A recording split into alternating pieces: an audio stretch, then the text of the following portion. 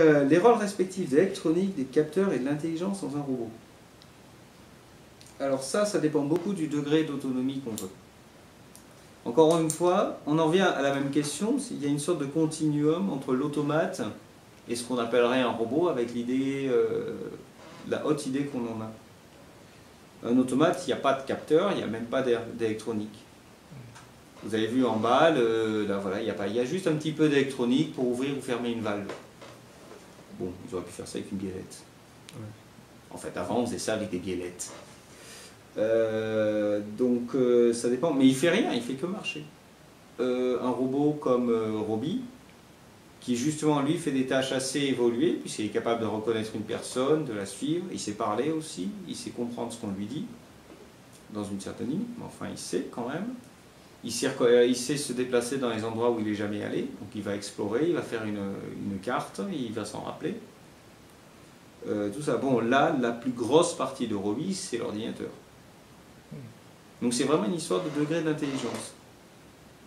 Et donc de degré d'interaction, en fait, avec l'humain. Parce que c'est surtout ça. Un robot dans une cage n'a pas besoin d'être intelligent. Dans une certaine limite. En fait, on met beaucoup d'intelligence par contre dans les systèmes qui sont censés arrêter le robot si un humain s'approche. Il y a des systèmes très compliqués pour ça, où les robots sont bardés de capteurs, parce que s'il y a quelqu'un qui rentre, voilà, je ne sais pas si vous avez déjà, enfin non, probablement pas, mais si vous pouvez imaginer ce qu'est une chaîne d'assemblage automobile, il ne faut pas être à proximité, hein. Au fond, non plus, faut pas. Non, mais et pourtant, il faut que les gens puissent y aller. Donc, il y a toute une... Donc voilà, l'intelligence artificielle, c'est pareil. Est-ce qu'on a besoin d'intelligence pour souder une Mercedes? J'ai a priori, moins on en a, mieux ça vaut. C'est d'ailleurs pour ça qu'on a mis des robots plutôt que des humains. Ouais. Parce qu'un robot, justement, lui, il ne réfléchit pas, il va faire toujours la même chose. Donc si je veux que ma vis ou que mon point de soudure il soit là, il sera toujours là. Ça dépend des tâches qu'on veut lui affecter aussi. Ça dépend des tâches, mais typiquement quand on est sur un robot industriel, sur une chaîne d'assemblage ou des choses comme ça, a priori on veut toujours sortir le même résultat. Donc on essaie de faire en sorte que tout soit fait toujours de la même façon. C'est là que justement les robots font mieux que les humains, parce qu'eux, ils ne travaillent pas plus vite le matin que le soir. Ou inversement. Ça dépend des gens. Donc voilà, là il y a aussi, si vous parlez de voiture, c'est toute une question ça. Une question très intéressante. Où est la limite? Je mets des humains dedans. Est-ce que les humains... la seule chose qu'ils font, c'est dire emmène-nous chez grand-mère et brancher la PlayStation? Ou est-ce que la seule chose que la voiture fait, c'est aller aider le conducteur de façon un peu plus poussée ce qu'elle fait maintenant, mais déjà les voitures en font de plus en plus. Aller aider le conducteur en détectant les voitures autour, en anticipant le freinage ou en corrigeant le freinage si le conducteur... Enfin, l'ABS, c'est ça. L'ABS, c'est aller corriger le freinage pour ne pas faire ce que je vous ai dit sur la glace. Exactement. Mais c'est exactement ça. Donc la voiture devient plus intelligente. Ça va? La voiture devient plus intelligente pour aider le conducteur. Pour empêcher, il y a tous ces systèmes anti-patinage, par exemple, ABS, les correcteurs de trajectoire, les phares automatiques, tout genre de trucs. C'est de l'aide. En fait, la principale différence, c'est qu'on peut faire tout un tas de choses, mais la décision revient toujours à l'humain. Dans les avions, c'est pareil. En fait, en termes de transport, les avions sont probablement beaucoup plus intéressants. Il y a un truc intéressant. D'abord, c'est beaucoup plus simple. Il y a beaucoup moins d'obstacles dans le ciel quand même. Oui, c'est sûr. Et en plus, les obstacles ont la délicate habitude en général de se faire enregistrer la tour de contrôle. Oui. Eh bien oui, mais du coup, on sait où ils sont.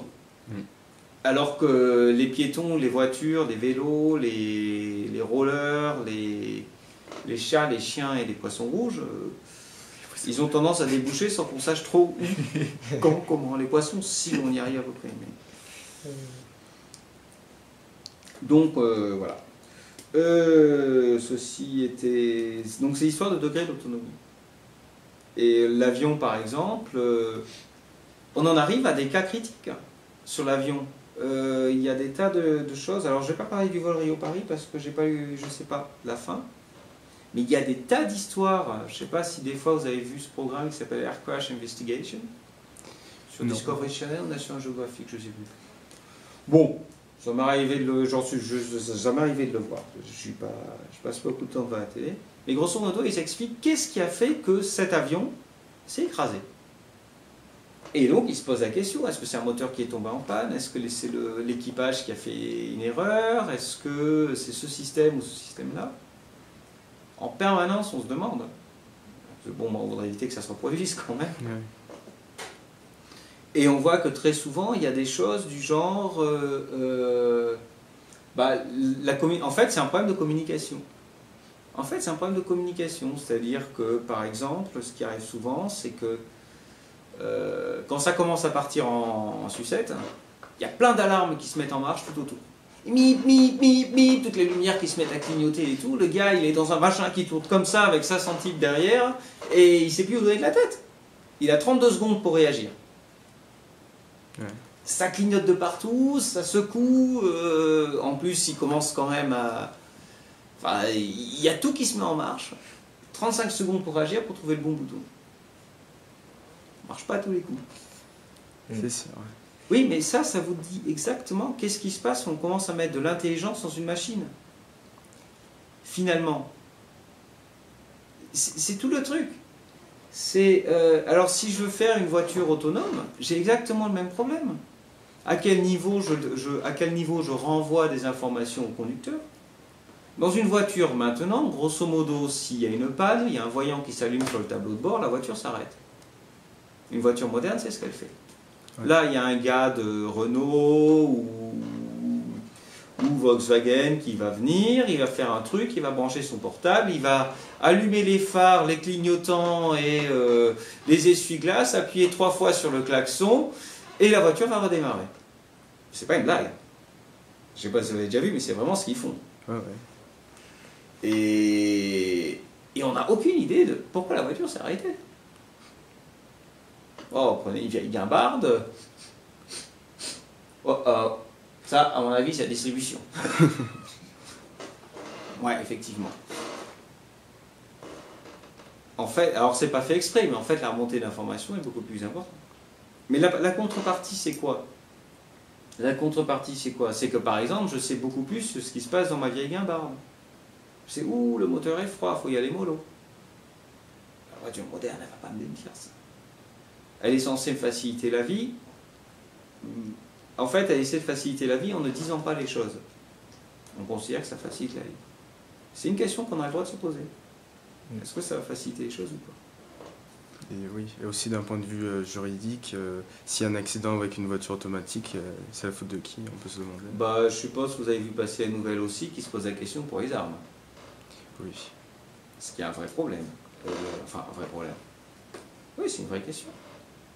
Et d'ailleurs, vous pouvez vous poser la même question sur les armes. Il est où le continuum entre un missile à tête chercheuse et un Terminator? Après tout, le missile à tête chercheuse, il fait son boulot tout seul aussi. Hein. Il n'y a pas un gars. Une fois qu'on a appuyé sur le bouton, on appuie sur le bouton pour démarrer Terminator, on appuie sur le bouton pour lancer le missile. Hein. Pareil. Elle est où la différence? Il y en a une grosse. C'est que dans un cas, le missile, on a choisi la cible à l'avance, alors que le Terminator, il choisit sa cible lui-même. Et c'est un gros... Ça fait une sacrée différence quand même. Ouais. Ça fait une sacrée différence. Ok, donc ça, c'est à peu près ce que je peux vous dire sur l'électronique, les capteurs, l'intelligence. Vous voyez que